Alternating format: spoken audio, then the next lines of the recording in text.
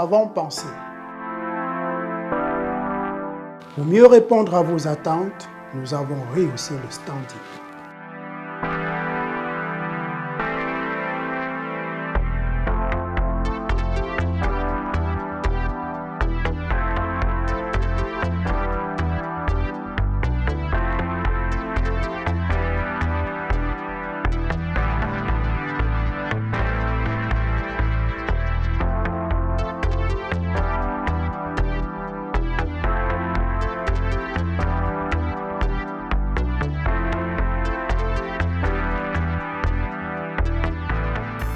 Hôtel Le Quai d'Orsay. Better than what you imagine. Au cours des 20 dernières années, le développement de l'Internet mobile a révolutionné notre façon de consommer la musique. Si en 2002, le CD représentait 90% des revenus du marché musical, aujourd'hui, le streaming, c'est 2/3 des revenus engrangés. Le monde change et pour vous accompagner, LOG Music Entertainment est une agence de distribution digitale qui permet aux artistes et labels de distribuer leur musique à travers le monde sur plus de 250 plateformes de streaming telles que Boomplay, Spotify ou encore Apple Music. Alors n'attendez plus et rejoignez la nouvelle ère, musicalement vôtre.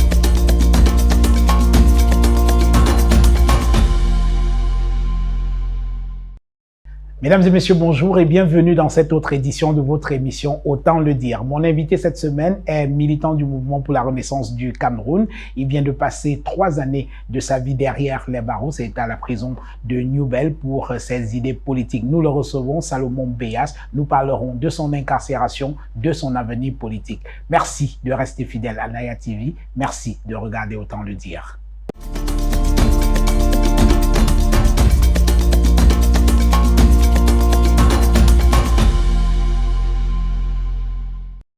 Salomon Béas, bonjour. Bonjour Jean-Bruno. Merci d'avoir accepté notre invitation pour cette émission. Je le disais, vous venez de passer les 3 années de votre vie, les 3 dernières années de votre vie à la prison de Newbel. Alors, quel a été votre sentiment au moment où vous avez été libéré?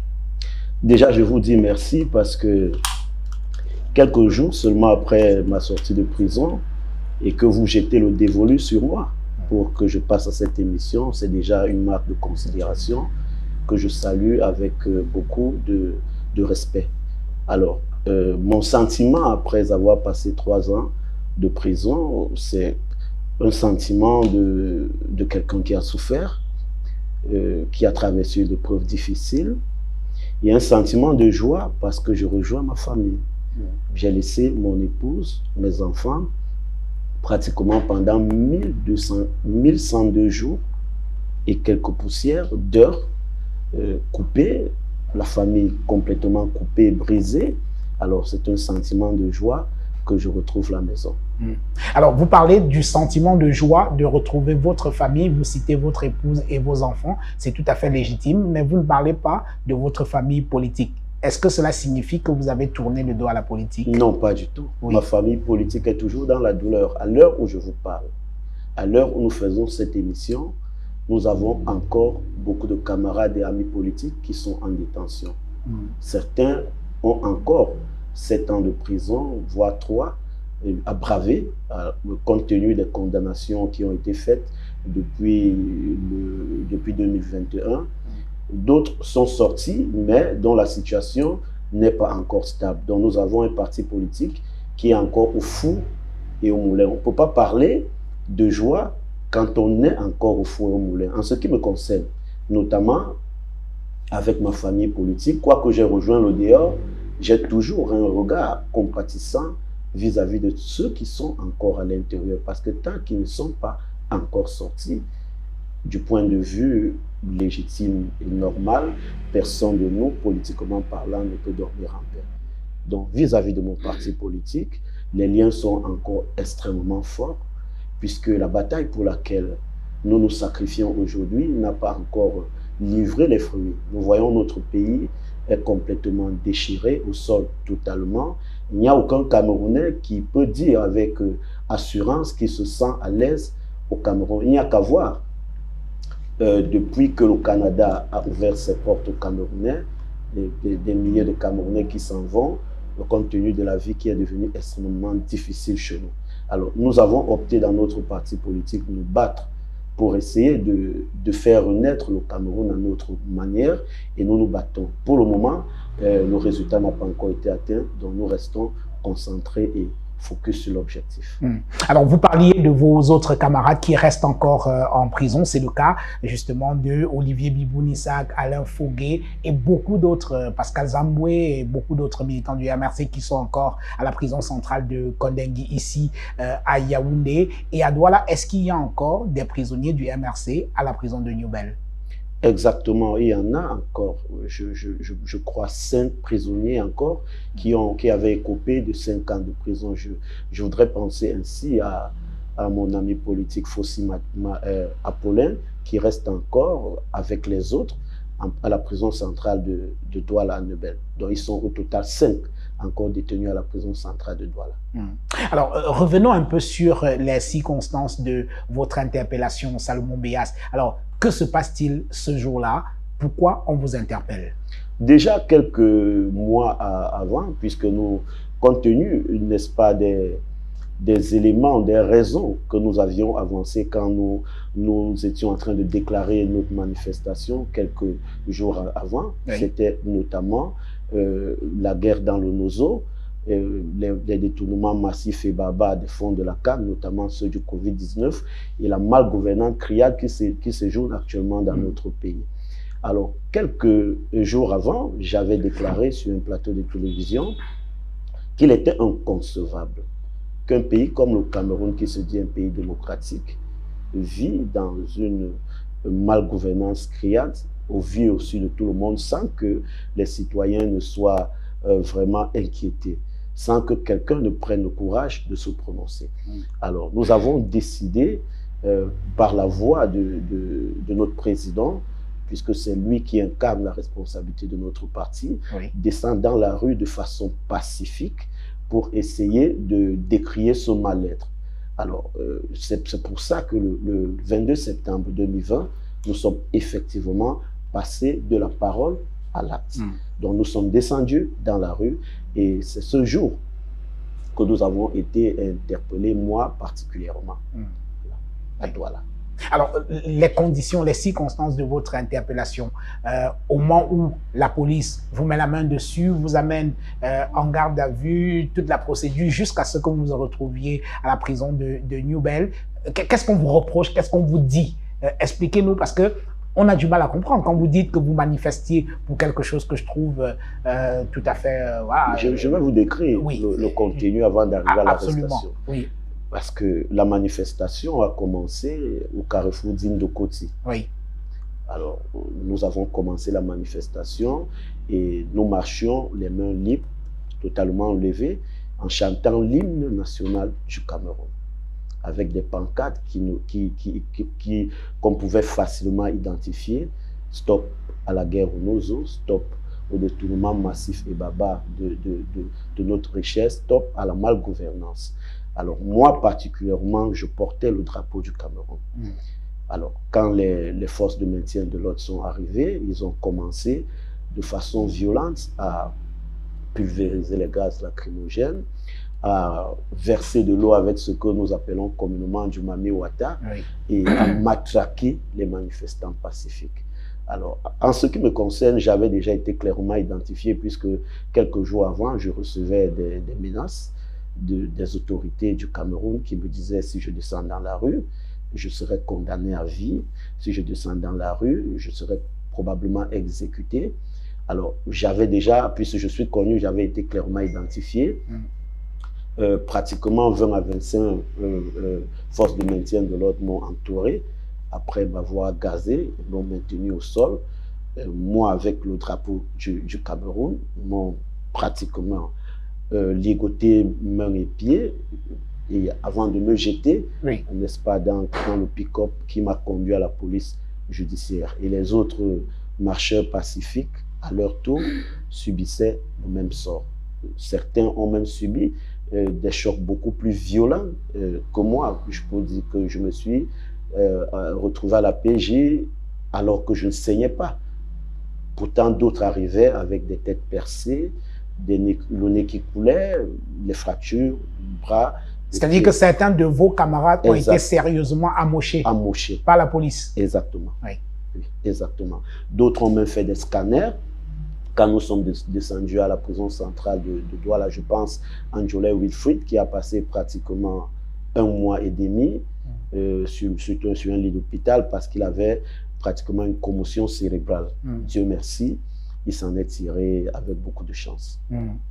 Alors, et donc, vous êtes jugé et condamné pour, je crois me souvenir, pour manifestation illégale. Non, oui. Non, pas du tout. C'est même ça justement, oui. qui doit un peu faire qu'on pousse la réflexion. Là. Oui.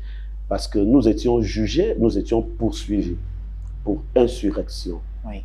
Rébellion, hostilité contre la patrie, atteinte à la sûreté de l'État, réunion et manifestation non autorisées, et pour d'autres, défauts de carte nationale d'identité. Oui. Alors, tous ces chefs d'accusation étaient portés contre nous et nous courions ainsi la peine à vie. Oui, la perpétuité. À vie, en fait, pour avoir tout simplement exprimé un droit que la Constitution camerounaise nous autorise, que les traités et conventions dûment ratifiés par l'État du Cameroun nous autorisent, et aucun citoyen, jusqu'à nos jours, aucune boutique, aucune entreprise, aucun service public n'avait été paralysé par le fait de notre manifestation pacifique.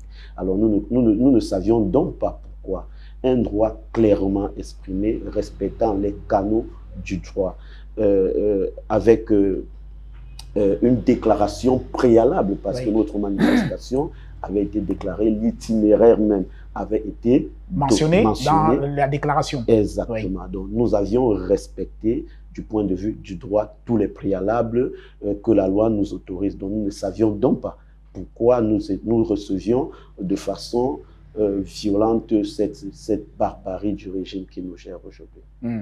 Alors, et donc, est-ce qu'au moment où on vous interpelle, pendant votre séjour à la police judiciaire pour les enquêtes et tout, jusqu'au moment où vous vous retrouvez à Kondengui et ensuite condamné, jugé et condamné, est-ce qu'à un seul moment, vous imaginiez que vous iriez jusqu'à ce niveau-là? Non, pas du tout, puisque dans l'histoire politique de notre pays, si je ne me trompe pas, je laisse l'épisode de Ruben Omniobe et de Ernest Ouandjé, où nous parlions encore, n'est-ce pas, du néocolonialisme et de l'impérialisme.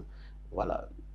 Jusqu'en 90, je n'ai pas souvenance qu'un homme politique ou alors qu'un citoyen exprimant une opinion avait été condamné aussi froidement pour les faits de manifestation pacifique. Mais où le bas blesse, il faudrait bien que je mentionne, c'est que pendant que nous étions à la PJ, quelques agents de force de l'ordre nous répétaient à suffisance, vous croyez que Kamto va vous faire quoi? Vous croyez qu'il peut vous sauver? Vous serez condamné à vie. Vous allez même être torturé. Alors, le Cameroun... C'est-à-dire que des fonctionnaires de police vous disent clairement que vous serez torturé. Oui, vous serez torturé. Vous serez condamné à vie. En fait, notre sentence avait déjà été prononcée. Oui. Le jugement. Donc vous avez le sentiment que le jugement avait été écrit à l'avance. Et si nous rentrions même dans certaines déclarations d'autorité, notamment celle du ministre de l'administration territoriale, que je vais citer pour la Tanganyika, qui avait dit quelques jours avant la manifestation que tous ceux qui mettraient le pied dehors seront condamnés à vie. Alors vous voyez donc un pays qui se dit pays démocratique, où la séparation des pouvoirs est le pilier fondamental qui fonde la démocratie. Et nous voyons encore aujourd'hui que l'État fonctionne dans un système confisqué par un régime politique, par un pouvoir politique qui détient tous les pouvoirs. Il n'y a pas de séparation de pouvoir, au point où un fonctionnaire sans toutefois que la justice ne se prononce, sans toutefois qu'il y ait des indices réels et concordants qui démontrent qu'il y a eu commission d'une infraction et qui prononcent déjà une condamnation. Alors, c'était la chose effectivement la plus surprenante pour un jeune comme moi qui rêve et croit que le Cameroun, comme on nous l'a toujours prononcé, est une Afrique en miniature. Le Cameroun est fier parce que c'est le berceau de nos ancêtres. Le Cameroun, dans toute sa diversité, comme on nous l'a toujours prononcé, est un environnement où tous les citoyens devraient se sentir en sécurité, à l'aise. Mais ce jour-là, nous avions très bien compris que nous étions loin de cette réalité. Oui. Alors, vous avez expliqué tout à l'heure les motifs pour lesquels vous aviez décidé de marcher ce 22 septembre 2020. Il y avait la fin de la mort, la guerre dans le nord-ouest et le sud-ouest du Cameroun. Exact. Il y avait également la fin, ou alors vous exigez qu'il y ait des enquêtes sérieuses sur les détournements présumés sur la CAN au Cameroun. Alors, c'est au moment où vous sortiez de prison, ironie du sort, que l'État du Cameroun a décidé de décorer toutes les personnes qui ont participé à la task force de la Coupe d'Afrique des Nations et de la gestion du Covid. Alors, ça veut dire que finalement, vous avez marché pour rien. Non, pas que nous avions marché pour rien. Mais puisqu'on a couronné, on a la République a décoré toutes les personnes qui ont participé à la gestion et à l'organisation de la Coupe d'Afrique des Nations, à la gestion des fonds Covid. Circuler. Il n'y a rien à voir. Je vais vous dire, Jean-Bruno. Dites-moi. Un célèbre penseur a dit quand le pouvoir devient perpétuel, il rend son détenteur à la limite fou. Oui. Ça veut dire quoi? Ça veut dire tout simplement que ceux qui nous gèrent, dans leur envie de caporaliser l'État du Cameroun, deviennent pratiquement presque fous dans la prise, n'est-ce pas, de décisions qui concernent l'intégrité camerounaise et la vie de tous les citoyens. Parce que dans un pays sérieux, on ne peut pas expliquer, on ne peut même pas comprendre que nous avions encore quelques jours, nous avons vu le massacre qui s'est passé dans le Nozo, à Manfé, avec des dizaines de morts sur le carreau des militaires et des civils qui tombent au quotidien. Une zone économiquement sinistrée, alors que le Nord et le Sud-Ouest produisaient en termes d'économie pratiquement près de 20% de l'économie du Cameroun. Si nous simplifions des choses, nous allons au bas mot. Alors aujourd'hui, nous voyons les chantiers de la CAN qui sont complètement arrêtés. Nous avons encore dans la tête le sentiment de nos frères qui sont tombés quand il y a eu le match au stade d'Olembe. Oui. Un stade qui avait été prévu, on avait prévu 8 ouvertures, il n'y avait qu'une seule qui était ouverte. Alors le déficit, n'est-ce pas, d'avoir terminé ce stade, n'est-ce pas, ce déficit-là a causé la mort de quelques Camerounais ou alors des blessés graves à cause de nos mauvaises décisions. Quand nous venons à voir la Chambre des comptes produire, n'est-ce pas, des rapports qui démontrent effectivement qu'il y a eu des détournements massifs des fonds Covid, des détournements massifs des fonds de la CAN, et que nous voyons un couronnement de tous ceux qui géraient la task force. C'est réellement, c'est taxer tous ceux qui font ce genre de choses de fous de pouvoir. Parce que si on ne peut pas utiliser ce mot, si ce n'est pas le pouvoir qui les rend fous, quel est le mot qui peut expliquer ce type d'agissement? En ce qui me concerne, je ne vois pas. C'est la folie de pouvoir. Peut-être qu'effectivement, au-delà, parce que je me souviens quand même des propos que j'ai entendus lors de cette cérémonie de décoration où on parlait de beaucoup de fantasmes, c'est-à-dire qu'en réalité, il n'y avait pas de faits clairs sur les actes de détournement. Peut-être que c'est ça, non? Est-ce que les chantiers... C'est-à-dire qu'il y a eu plus de fantasmes que toute autre chose. Est-ce que les chantiers de la CAN sont terminés? Quand on fait une étude comparative avec les autres chantiers qui ont été construits dans les autres pays, notamment, je vais prendre le cas du stade Alassane Ouattara en Côte d'Ivoire, qui a été construit et livré avec moins de dépenses que celui du stade Paul Biya d'Olembe, qui aujourd'hui refuse de porter le nom de Paul Biya, qui est devenu stade Olembe. On se rendra à l'évidence, même le plus con je vais le dire ainsi, des Camerounais voient bien qu'il y a quelque chose qui ne marche pas. Alors, dire que tous les rapports qui ont été fournis et donnés par les autorités en charge de la justice de notre pays sont faux, serait en même temps démontrer que le Cameroun n'est pas gouverné.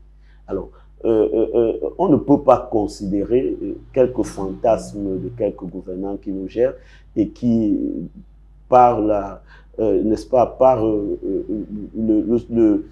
cette envie pressante de vouloir démontrer que c'est eux qui tiennent les leviers de pouvoir et produisent des choses qui ne rendent pas service à la nation, de dire que nous nous sommes trompés. Nous ne nous sommes pas trompés. Le combat pour lequel, du moins les raisons pour lesquelles nous sommes sortis, nous sommes descendus dans la rue pacifiquement le 22 septembre 2020 restent encore pendantes. Oui. C'est la raison pour laquelle nous ne pouvons pas nous arrêter. Oui. Nous n'avons d'autre choix que de continuer la lutte. Parce que si vous posez la question à 10 Camerounais sérieux, ils vous diront que le Cameroun ne va pas bien. Regardons seulement le secteur éducatif aujourd'hui, avec les OTA, OTS, OT, tout ce qui démontre que l'enseignant au Cameroun est clochardisé. Pour quelques 180 milliards, l'État du Cameroun est incapable de solder la dette pour que l'éducation reprenne, n'est-ce pas, reprenne belle cité. Tous les enseignants aujourd'hui sont en train d'aller au Canada, d'autres vont dans des pays voisins, d'autres vont en Europe, et c'est le Cameroun qui paie. Comment donc on peut comprendre, si on est un peu normal, si on est conscient, les actes que le gouvernement pose?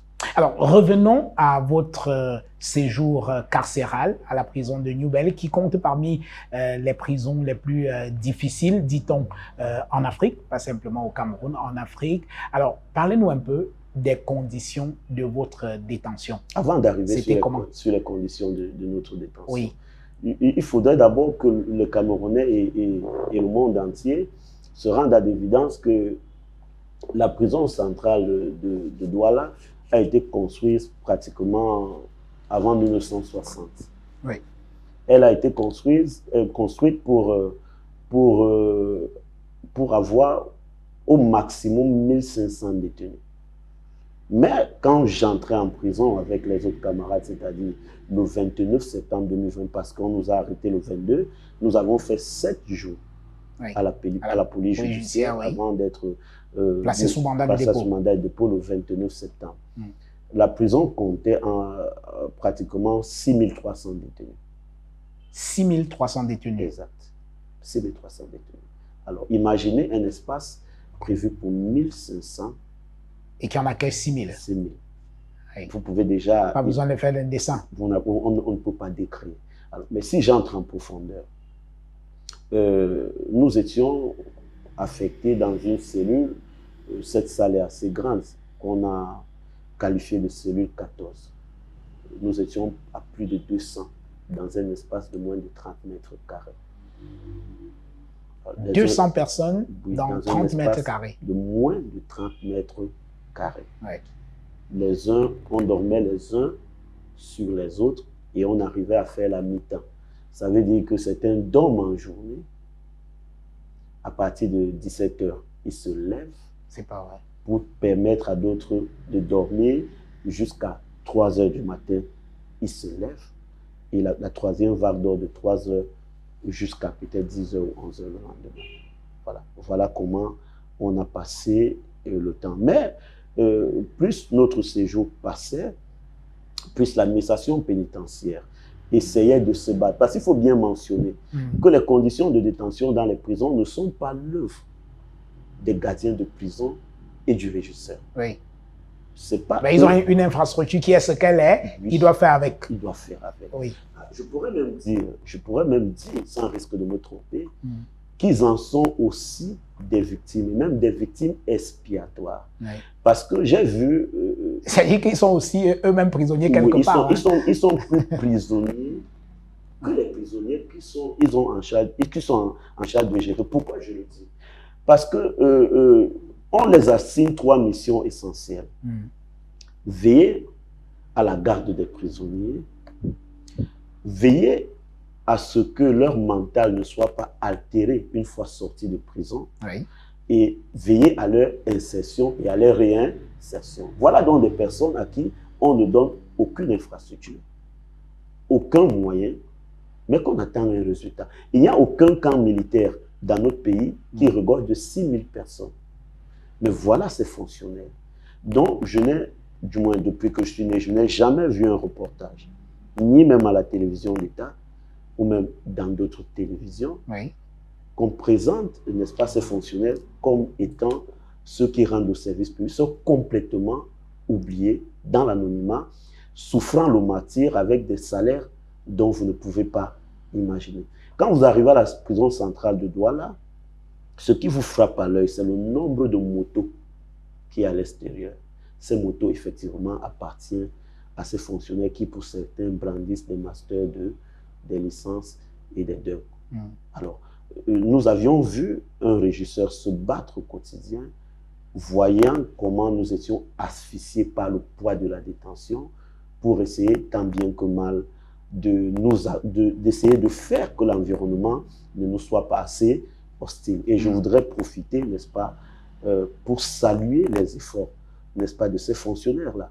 Puisque quand les gens se battent au quotidien et que les efforts sont perceptibles, il faut les exprimer. Parce qu'il n'y avait pas que des mauvais, il y avait aussi des bons qui avaient un esprit humain et dont notre situation inquiétait au quotidien. Et cela nous le démontrait à suffire par les actes qu'ils posaient. C'est pour ça que... C'est-à-dire qu'il y avait un peu d'humanisme chez certains de vos geôliers? Effectivement. Parce qu'il était inconcevable pour certains que nous en soyons là. Je vais vous le dire de façon claire. Et ce serait malhonnête que je ne leur rende pas cet appareil en leur rendant hommage dans ce sens pour le peu d'humanisme qu'ils ont démontré à notre égard. Je ne sais pas si les décès de vos camarades du MRC ont eu lieu au moment où vous étiez à la prison de New Bell. Alors, parlez-nous de ces cas. Il y en a au moins un ou deux. En ce qui concerne les militants du MRC, il y a un seul cas. Un seul cas, celui de notre ami politique, Rodrigue Daguéo. Oui. Alors, justement, c'est le cas de Daguéo qui a quand même choqué pas mal de personnes. Quelqu'un qui est entré dans une prison à la suite d'une manifestation politique, comme on en voit un peu partout dans n'importe quelle démocratie, et qui finalement, il laisse sa vie. Ça a dû être un moment douloureux pour vous, j'imagine. C'est vrai. Nous avons pris soin d'exprimer le cas de Rodrigue Daguéo. Mais je ne vais pas m'arrêter à ce cas-là. Quand l'épidémie de choléra est arrivée, on parle de nous parce que nous sommes un parti politique. Mais j'ai vu les détenus de droit commun mourir au quotidien et je ne peux pas vous donner le nombre, c'est incontable.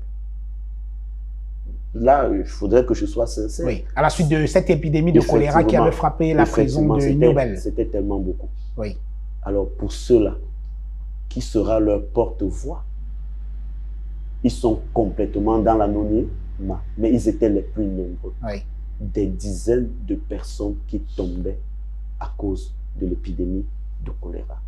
C'est une situation regrettable. Et qu'est-ce qui favorise, n'est-ce pas, le choléra? Le choléra à la prison centrale de Douala. Il faut bien le mentionner. Il y a cette promiscuité qui est liée au fait de la surpopulation carcérale, oui. mais aussi, vous devez bien, il faut bien écouter ce que je vais dire, parce que la prison centrale de Douala, qui a plus de 6 000 détenus, a une seule fosse septique. Une seule fosse septique pour 6 000 personnes.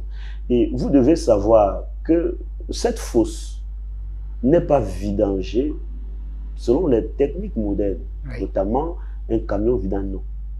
Ce sont les détenus Comment ça se passe, qui vidangent cette fosse à la main avec des seaux, sans aucune protection. Alors, pardon d'utiliser ces termes, c'est-à-dire que des détenus, chaque jour, essayent avec des seaux et leurs mains de vider la merde de 6 000 personnes. 6 000 personnes. Ouais. Je vais le dire, et je crois que personne ne pourra me démentir. Tous ceux qui ont vécu ces faits le savent.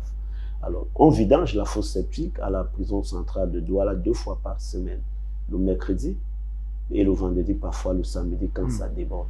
Alors, ce sont des détenus qui sont choisis. On leur donne des sons. Ils sont pieds nus, torse nu, mains nues, pas même un masque de protection et qui vident cette merde au quotidien. Alors ne me posez pas la question de savoir où elle est déversée, parce qu'elle est déversée dans la nature. Alors, à l'intérieur de la prison centrale de Douala, il y a un canal qui a été construit comme une sorte de caniveau et qui débouche à l'extérieur de la prison, quelque part. Alors, ces excréments-là, pris avec les seaux, sont déversés dans ce canal pour certainement retrouver, n'est-ce pas, la nature. Alors, ne me posez pas les questions de savoir comment le sort des populations qui sont à l'extérieur. J'ai dit dans une émission autre, comme celle que je fais aujourd'hui avec vous, que j'ai peur, parce qu'avant, quand nous étions jeunes, on nous parlait de Neubel, il y a beaucoup de moustiques, il y a beaucoup de déchets. C'est aujourd'hui que j'ai compris pourquoi. Parce que les quartiers comme Neubel, Ngangue, Bouna Prison, on ne devrait même pas creuser un puits dans ces quartiers. On ne devrait même pas creuser un forage. Parce que si je m'en tiens à ce que j'ai vu, alors probablement la nappe phréatique est complètement souillée. Et si on rentre seulement 20 ans en arrière, alors vous pouvez imaginer. Alors ce que vous décrivez montre qu'on ne devrait pas s'étonner qu'il y ait le choléra à la prison de Neubel. Pas seulement le choléra, on ne devrait même pas s'étonner. Et je vais vous dire, l'hôpital à Kintini est l'hôpital qu'on refère les malades qui viennent de la prison centrale de Douala. Je le dis, et je mets quiconque au défi de me contredire là-dessus. Si 10 malades vont à l'hôpital à Kintini, 8 sont atteints de maladies respiratoires et 6 de tuberculose. Alors, si vous compreniez bien le schéma que j'ai décrit, vous ne serez pas surpris que la tuberculose a aussi son épicentre à la prison centrale de Douala. Et vous ne serez même pas surpris que dans tout le littoral, cette maladie sévit encore après beaucoup d'années. Alors, si on regarde seulement la prison centrale de Douala, quand les détenus ont fini de purger les peines et qu'ils se retrouvent dans la nuit, quel est le suivi qu'on a de ces détenus? Ils deviennent des agents vecteurs. Pour ceux qui sont conscients de leur situation sanitaire et pour ceux qui n'en sont pas conscients. Si vous me voyez debout aujourd'hui, j'ai dépensé près de 4,5 millions. Pour faire quoi? Seulement pour ma santé, pour être ce que je suis devant vous aujourd'hui. Après chaque 2 ou 3 semaines, j'étais obligé de rencontrer un médecin qui se rassurait si je suis encore dans tous les états. Et je peux vous dire que je n'étais pas dans tous les états. Moi-même, j'ai à un certain moment donné contracté une maladie respiratoire qui a failli me coûter la vie si jamais on n'avait pas déployé assez de moyens. Alors vous voyez que si moi, qui a une vie saine, qui a une famille qui s'est déployée, famille nucléaire, famille politique, les amis qui ne dormaient pas au quotidien et qui se rassuraient, je ne buvais même pas l'eau de la prison. Je buvais l'eau minérale, mais je n'ai pas échappé à cette réalité. Combien de fois le prisonnier lambda qui ne bénéficie pas de tout ce que je bénéficie. Alors, ce que vous décrivez à la prison de Neubel est absolument horrible, convenons-en, et pourtant vous y avez passé quand même les 3 dernières années de votre vie. Il y en a qui sont là pour beaucoup plus longtemps que cela. Est-ce que vous avez la haine aujourd'hui contre ceux qui vous ont mis là? Non, pas du tout. Alors, notre parti politique, déjà dans sa création, avait inscrit, n'est-ce pas, dans son agenda, changer le Cameroun dans la paix et par les urnes. Ça reste d'actualité. Vous y croyez toujours? Nous croyons fermement. Pourquoi? Sérieux? Clair. Nous n'allons pas inventer les Camerounais qui viendront vivre au Cameroun. Tout ce que nous demandons, c'est que les gens qui nous gèrent aujourd'hui et ceux qui prétendent à nous gérer, n'est-ce pas, à accéder à ces fonctions, aient en eux un minimum d'humanité, à savoir qu'un pays appartient à tout le monde. Et quand on a la responsabilité de gérer un pays, on le gère dans l'intérêt des citoyens. Alors, la loi et la Constitution nous donnent un certain nombre de prérogatives. Et les citoyens, de par le contrat social, nous donnent un certain nombre de pouvoirs pour arriver à faire ce travail. Alors, quand on arrive, peut-être par ignorance ou par méchanceté, à faire souffrir des personnes qui ont permis que vous puissiez obtenir ce minimum de pouvoir, c'est très regrettable. Mais nous n'allons pas développer un sentiment de haine et de méchanceté vis-à-vis de ça. Nous les interpellons de changer parce qu'il est encore temps. Alors, moi, aujourd'hui, je suis allé à l'école parce que je rêvais que je serais dans un pays où je pourrais fonctionner comme un citoyen qui serait utile à son pays, travailler pour son pays et en retour obtenir, n'est-ce pas, des meilleures conditions de vie dans son pays. Alors, les opportunités se présentent tous les jours qui sont favorables à ce que nous partions. Mais quand nous regardons, si tout le monde part, si on se met tous à partir, que devient le Cameroun, qui est le berceau de nos ancêtres? Je ne sais même pas si les gens comprennent la symbolique de certaines paroles de notre hymne national. En même temps, ils nous décrivent le drapeau, du moins sa couleur rouge, comme étant le sang versé de nos héros. Ceux-là même qui ont été nos dévanciers et qui se sont battus en menant des combats assez durs pour que nous soyons là aujourd'hui.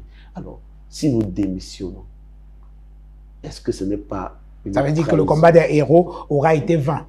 Alors, à quel moment, pendant votre séjour à la prison de New Bell, vous avez craqué ou alors failli craquer? Je vais vous dire certainement, il y a eu des moments où j'étais très équilibré, il y a eu des moments où j'ai failli un peu, et c'était normal parce que il faudrait que vous sachiez, je me suis marié le 18 septembre 2020. Je suis allé en prison le 22 septembre 2020. Je laissais une épouse qui n'avait jamais... C'est-à-dire que vous n'avez même pas eu le temps de profiter de votre... Effectivement. épouse. La jeune mariée n'a pas eu le temps de profiter de son mari. De son mari. Ah oui, ça c'est fort quand même. En plus, elle était enceinte de 2 mois. Donc, dans cette condition morale et mentale, il y avait forcément des moments où je me disais que si j'avais été là, certaines choses se seraient passées différemment. Différemment. Voilà, ce sont des moments quand on m'appelait pour dire, voilà, il y a telle situation, j'avais toujours le sentiment que c'est parce que je ne suis pas là, que ça ne se passe pas d'une certaine façon. Donc voilà à peu près les moments où j'ai été fragile. Mais dans l'ensemble, j'ai toujours gardé la tête haute parce que j'étais convaincu, et je reste convaincu, que la bataille que nous menons est légitime. Et quand une bataille est légitime, on ne s'arrête pas, on continue. Alors ça signifie que votre enfant est né pendant que vous étiez en prison? J'ai vu ma fille la première fois quand je suis sorti de prison. Qui avait déjà 3 ans? 2 ans, 4 mois. Oui. 2 ans, 4 mois, si je dois être exact. Voilà. Et aujourd'hui, elle va à l'école et elle a à la petite section, voilà, à la prématernelle, c'est comme ça qu'on dit. Alors, dites-moi, Salomon Béas, l'une des choses qui handicape l'engagement politique d'un certain nombre de personnes, c'est d'abord la famille. Parce que la famille n'est pas toujours en phase avec votre combat politique, pas toujours. Dans votre cas, est-ce que votre épouse et votre famille comprennent votre engagement? Ou alors... Si je voudrais attribuer une note, c'est à mon épouse que j'attribuerais toutes les notes. Oui. Du moins, au-delà même de 1000 points, si c'est possible.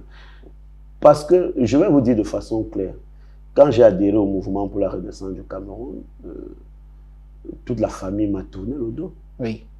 Pourquoi? Parce qu'ils me disaient, tu fais quoi dans les affaires de Bamileke?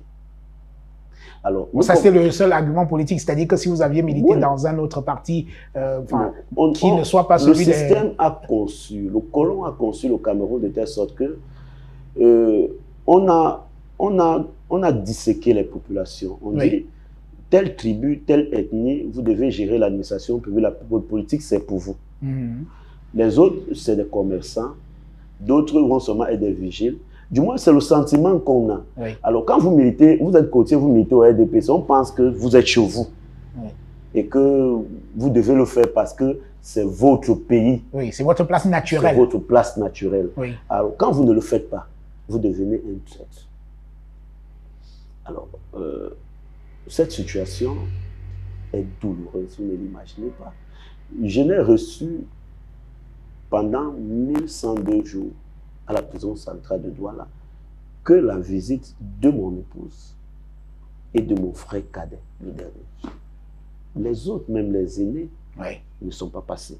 Certains qui occupent des fonctions dans l'administration publique et qui avaient peur qu'on sache qu'ils sont liés à moi et qu'ils perdent peut-être leurs avantages. C'est-à-dire que vous devenez une espèce de pestiféré, quoi. Oui. Effectivement. Et d'autres Oui. qui disaient, on t'avait dit, tu as dit que tu vas aller là-bas, appelle donc Kamto qui te sauve une fois. Alors, j'ai dû transcender cette réalité et je suis là aujourd'hui face à vous.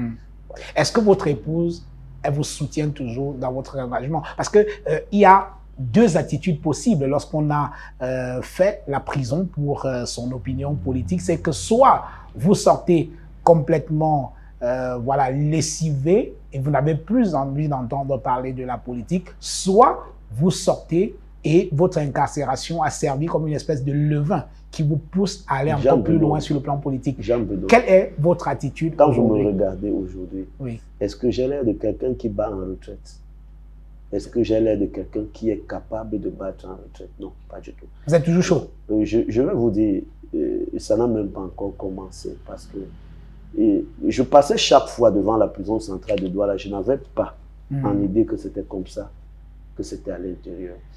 Quand on interpelle quelqu'un pour ivresse publique, oui, et qui se voit en train de sortir de prison avec des poumons complètement pourris, quelle est sa faute réelle? Quelle est sa faute? Alors c'est des exemples que vous imaginez comme ça ou alors c'est des faits réels? C'est des faits réels. Oui. C'est des faits réels qu'on peut démontrer oui. au quotidien. Voilà. Qu'on peut démontrer parce qu'ils sont palpables. Alors, mon épouse est venue en prison tous les jours, pendant 1102 jours. Vous croyez que si une femme ne vous soutient pas, oui, elle est capable de telles prouesses? Oui. Non, pas du tout. Et je suis surtout une qui s'était mariée seulement quelques jours plus tôt. Quelques jours, alors oui, on a tout fait. Donc elle ne vous en veut absolument pas? Pas du tout, oui, tout au contraire. La belle famille m'a matraqué, a matraqué son propre enfant, oui, avec tout ce qui peut déstabiliser, vous pouvez imaginer. Mais elle a tenu, bon, la preuve, regardez comment je suis. C'est grâce à ses efforts au quotidien et je ne pense pas. oui. Parce que quand vous laissez votre maison pendant 3 ans et que vous revenez, vous trouvez les gens intacts, votre femme là, alors vous posez quelle question encore? Oui. Je n'ai plus aucune question à me poser parce que pendant que nous étions en prison, certaines épouses sont parties. Oui. Il y en a qui ont perdu leurs épouses oui, pendant qu'ils des sont en familles prison, aujourd'hui oui, complètement déchirées, divisées. Des hommes meurtris qui ne se remettront jamais. Atteints moralement, psychologiquement. oui. Parce que si vous laissez vos enfants et vous venez trouver que votre épouse est partie avec les enfants, je ne pense pas qu'il y a une seule chose dans la vie qui serait capable de vous rembourser ça du point de vue émotionnel. Oui. Alors moi, j'ai la chance que je suis rentré et j'ai trouvé que c'était intact. Oui. Et je ne peux que dire merci. Écoutez, on embrasse votre épouse. Je vous propose, Salomon Béas, mesdames et messieurs, de prendre une petite pause de 30 secondes et nous revenons pour la dernière partie de cette émission.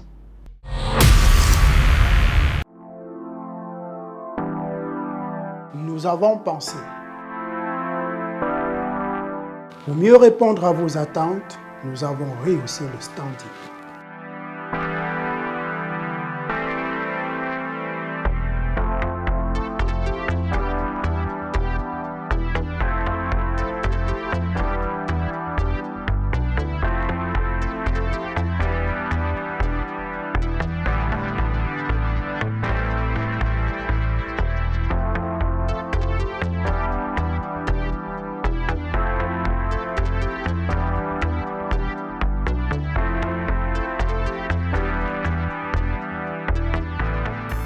Hôtel Le Quai d'Orsay. Better than what you imagine. Au cours des 20 dernières années, le développement de l'Internet mobile a révolutionné notre façon de consommer la musique. Si en 2002, le CD représentait 90% des revenus du marché musical, aujourd'hui, le streaming, c'est 2/3 des revenus engrangés. Le monde change et pour vous accompagner, LOG Music Entertainment est une agence de distribution digitale qui permet aux artistes et labels de distribuer leur musique à travers le monde sur plus de 250 plateformes de streaming telles que Boomplay, Spotify ou encore Apple Music. Alors n'attendez plus et rejoignez la nouvelle ère, musicalement vôtre.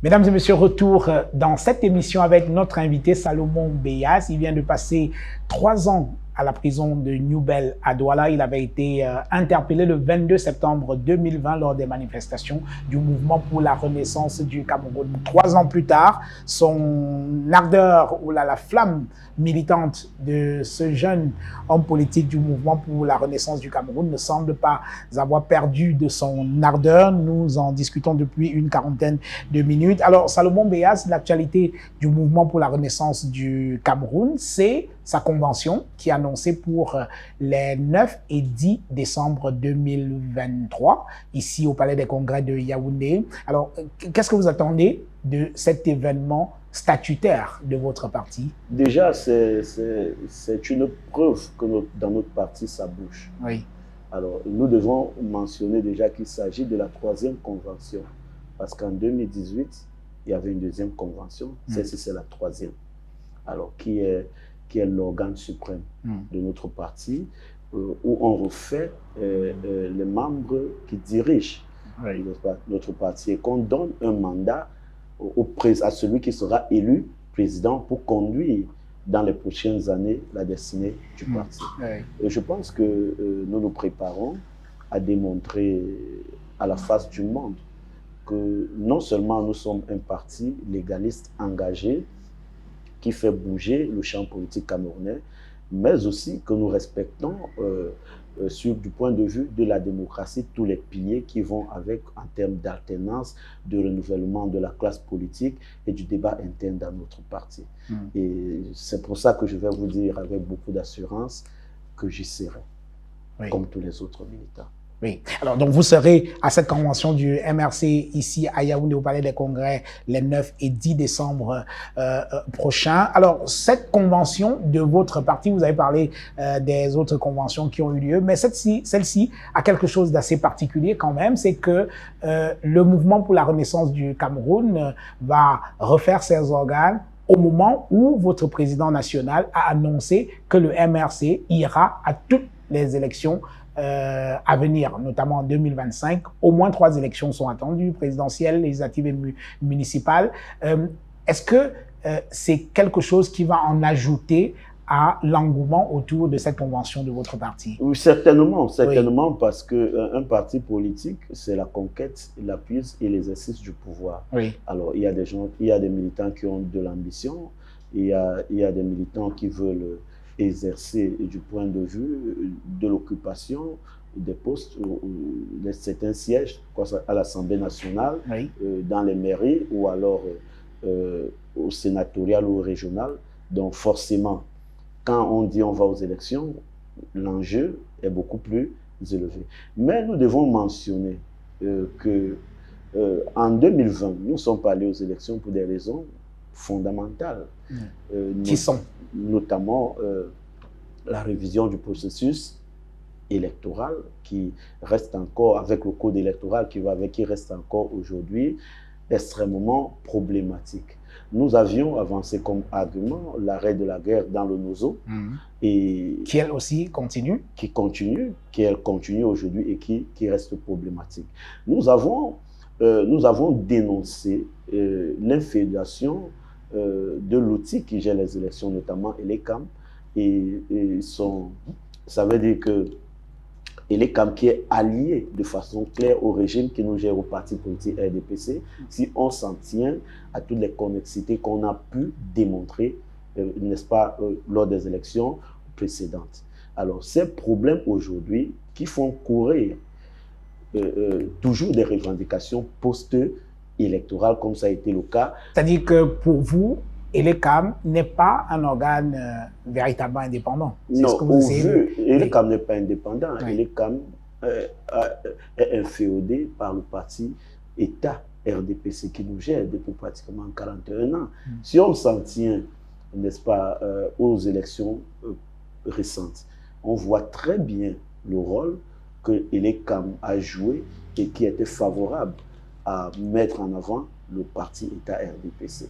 C'est pour ça qu'aujourd'hui, nous craignons que même l'élection à venir puisse faire naître un contentieux post-électoral. C'est pour ça que nous avions dit que pour éviter que le Cameroun ne sombre dans la contestation politique, avec le risque que cette contestation embrase le fonctionnement global du pays, comme nous voyons ailleurs, nous devons revoir nos outils politiques, notamment ceux que je venais de citer. Oui.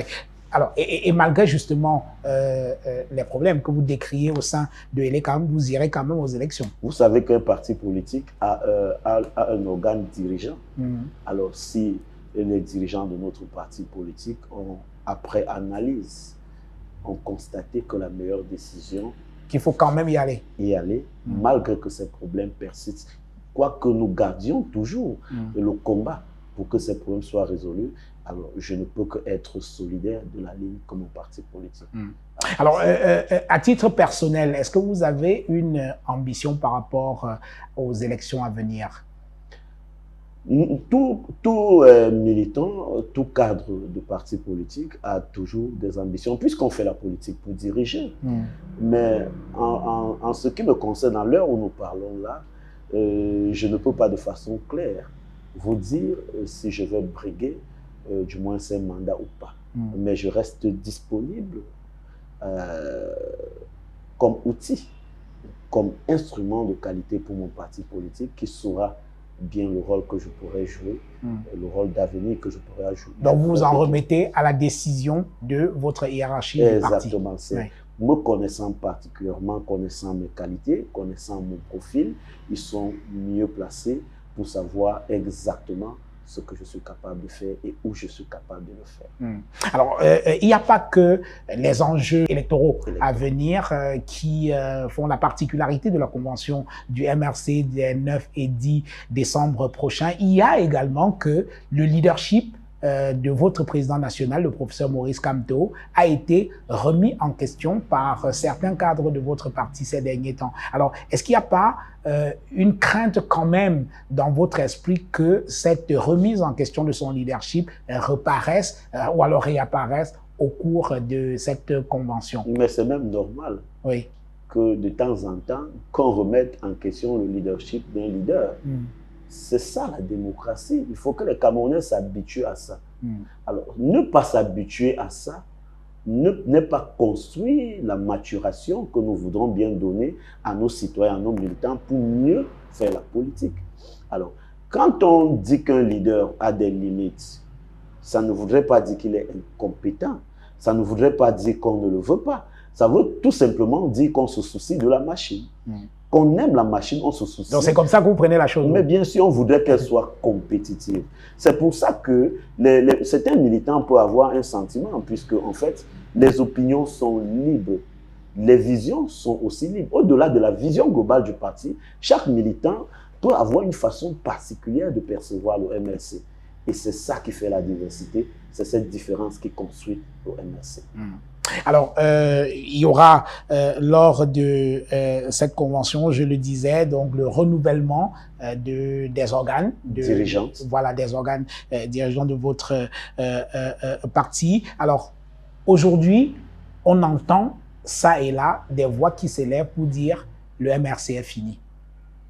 nous avions entendu, il y a près de 12 ans aujourd'hui, que c'est un petit parti qui n'a que 2 militants. Mais ce que les gens refusent de mentionner, c'est qu'ils ne dorment pas et sont dans l'obligation de libérer même souvent les assassins, les très grands assassins, mais de condamner les militants de ce petit parti qui ne vaut rien à 7 ans de prison. Alors, comment est-ce qu'on peut expliquer ça du point de vue objectif? Quand quelqu'un n'a pas de valeur, vous ne lui accordez aucune importance. Mais la vérité est que aujourd'hui, tous les Camerounais savent qui est le plus fort. Tous les Camerounais connaissent. C'est qui? Mais le MRC est le parti qui est capable de mobiliser plus que tous les partis politiques au Cameroun. Et Maurice Kamto reste encore. Peut-être notre leader viendra.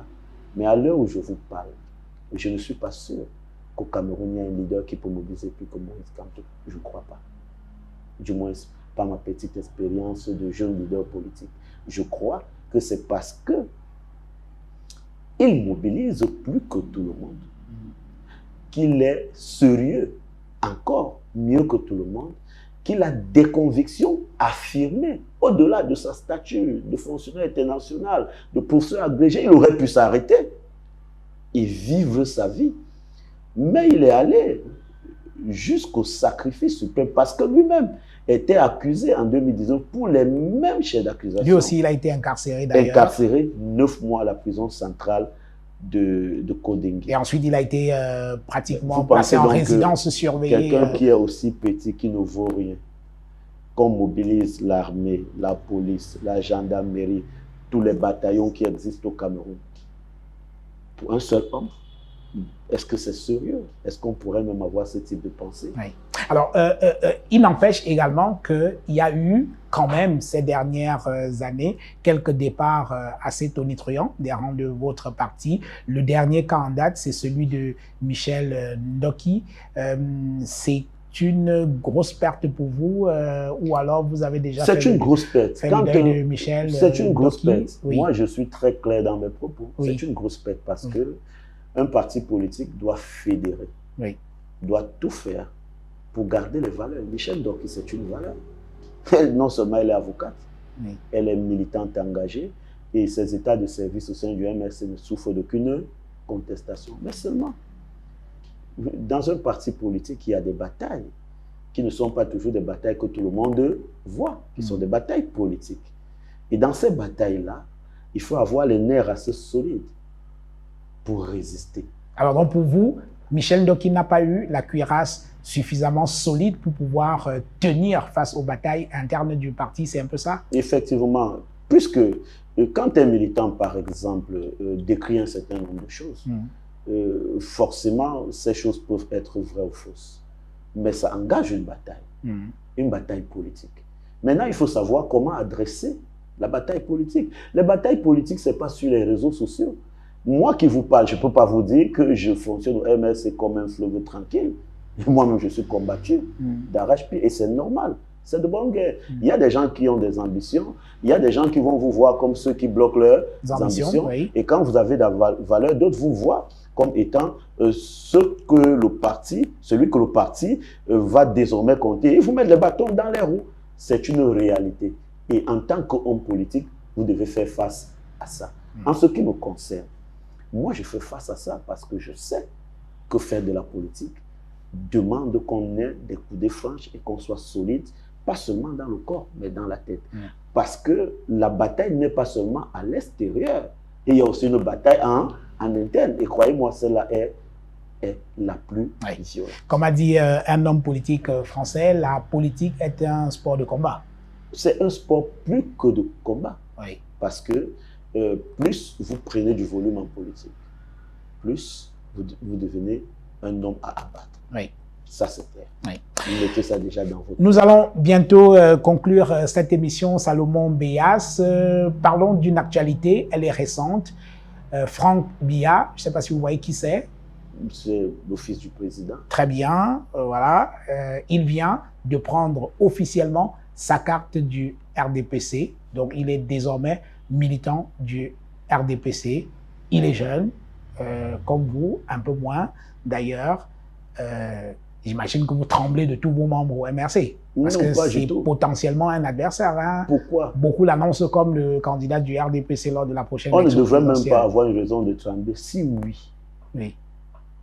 celle de la fraude et de l'inféodation de toutes les ça veut dire de toutes les structures du Cameroun. Ah, vous avez tort de ne pas trembler, hein, parce que moi j'ai commencé à lire quelques réactions. Les gens le trouvent beau, voilà.